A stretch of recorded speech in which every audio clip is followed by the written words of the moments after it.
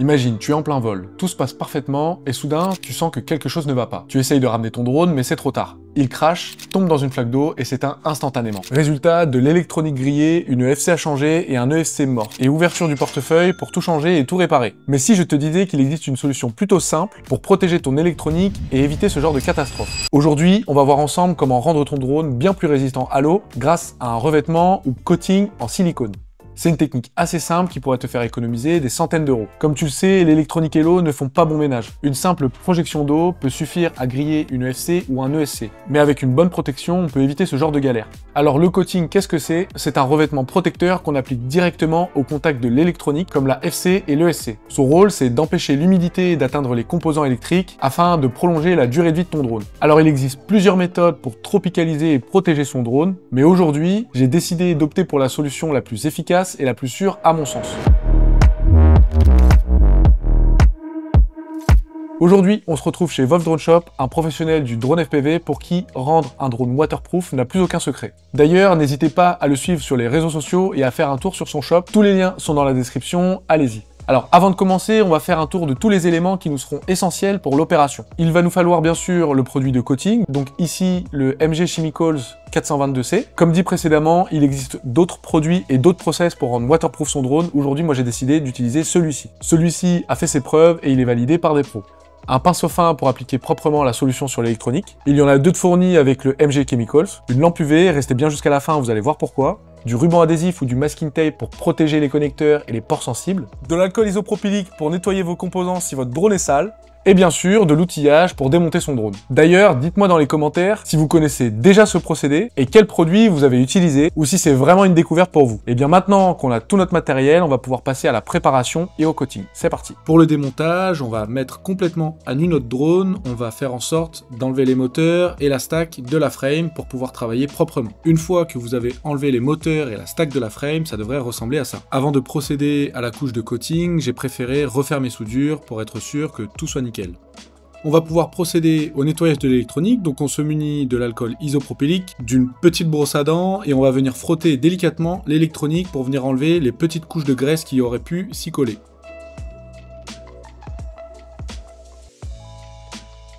Une fois l'alcool isopropylique évaporé, on va pouvoir commencer l'application du coating. En ce qui concerne le SC, il n'y a pas réellement de partie sensible, l'objectif est vraiment de recouvrir entièrement la carte avec le coating sur la face recto et la face verso. Bien sûr, il faudra aussi appliquer du produit sur la prise JST blanche qui sert à relier l'ESC à la FC. Pensez à bien en mettre sur la naissance des câbles, que ce soit les câbles moteurs ou les câbles de la prise JST. Maintenant que notre première couche est appliquée, il va falloir attendre que ça sèche, ça peut mettre jusqu'à 30 minutes.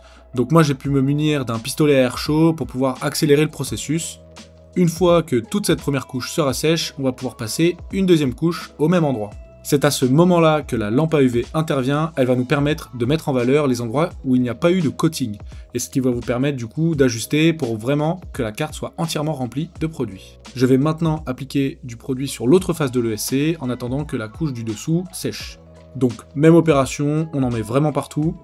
Il faut vraiment que l'ESC soit blindé de produit et qu'il n'y ait vraiment aucun connecteur qui soit à nu. Voilà, maintenant que les deux faces ont été remplies de produits, on va pouvoir attendre que ça sèche pour passer à la deuxième couche. On va s'attaquer maintenant à un peu plus délicat, l'AFC. Donc là, je l'ai fait en off rapidement. J'ai mis de la colle chaude ici au niveau du buzzer, si vous avez un buzzer. Au niveau de l'entrée du connecteur ici et de la pile, vous allez mettre de la colle chaude. Et de l'autre côté, vous en mettez aussi en laissant le petit trou du speaker assez sans colle pour être sûr qu'il continue à buzzer quand même. Et deuxième point de colle aussi, au niveau du DJI O3, le connecteur avec la prise JST, je ne sais pas si vous voyez correctement avec l'ombre, ici à ce niveau-là, pour être sûr que, pour pouvoir isoler aussi l'entrée des connectiques du DJI O3. Au niveau des antennes, on n'a pas besoin. Le Crossfire, on n'en aura pas besoin. Sur la FC, j'ai bouché les connecteurs qui ne vont pas être utiles. Donc ce connecteur-là, ici, je l'ai bouché, c'est le connecteur des LED. Si vous avez des connecteurs qui restent ouverts comme ça, dont vous n'allez pas brancher des choses dedans, il faudra mettre de la colle chaude pour pouvoir bloquer. On va mettre sur la FC. Donc le point particulier sur la FC, comme je vous disais, c'est les connecteurs. Surtout le baromètre ici. Attendez, je vous montre. Je ne sais pas si vous voyez bien, il y a un petit trou. Il y a un petit trou, c'est le baromètre. Il ne faut surtout pas mettre de waterproofing dessus. il faut le masquer comme ça sur le dessus, sur la face supérieure de la puce. Et vous mettez aussi du masking tape sur l'entrée de la connectique USB. Et dans l'idéal, si vous avez un bouton DFU ici, comme moi, un bouton de reset de FC, et il faudra en mettre autour, mais pas dessus pour qu'il puisse continuer à être cliquable. Voilà. Et donc vous allez voir aussi, donc sur cette partie supérieure, on va appliquer du waterproofing partout, notamment ici derrière ces connecteurs aussi, pour pouvoir les isoler. Donc voilà, on va mettre vraiment un peu partout ici sur tous les connecteurs. Bien penser à éviter d'en mettre sur le baromètre, très important. Et à l'arrière, il faudra bien penser à mettre du coating ici sur les connecteurs qui sont dorés, pardon. Pas hésiter à remonter même sur la partie supérieure blanche. Et voilà, et globalement, on sera bon, on aura mis notre première couche.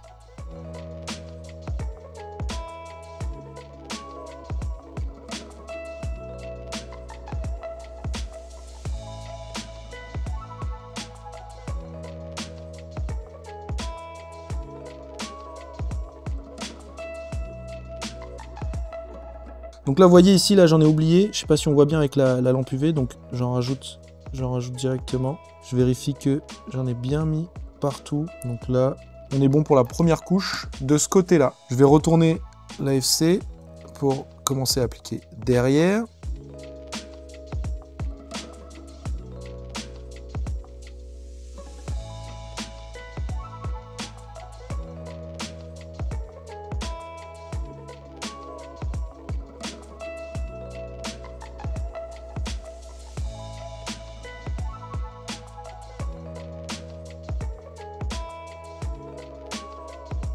Bon, l'AFC c'est bon. Du coup, on a fait sécher tout ça. On va pouvoir voir maintenant à la lampe UV si on est bien passé partout. Donc on voit bien ici que la première couche a été bien déposée sur cette face. Là ici on voit, faudra encore que j'en mette ici sur la deuxième couche. On en a mis un peu partout, c'est bon. Derrière ici ça dit quoi?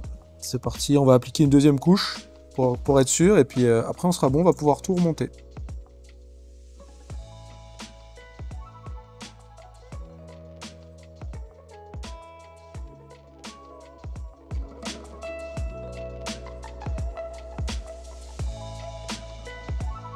Ok, ici on a terminé pour l'AFC et le SC. On va pouvoir attendre que ça sèche et on va pouvoir tout remonter.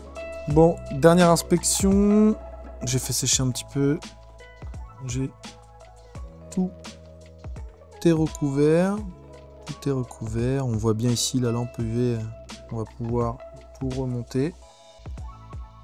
Ici j'en ai bien mis partout. Ok, on voit bien. Ok, donc c'est parti. On va remonter tout ça. Maintenant que vous avez remonté le drone et branché toutes les connectiques, il va falloir appliquer du produit à tous les connecteurs qui sont branchés à l'AFC.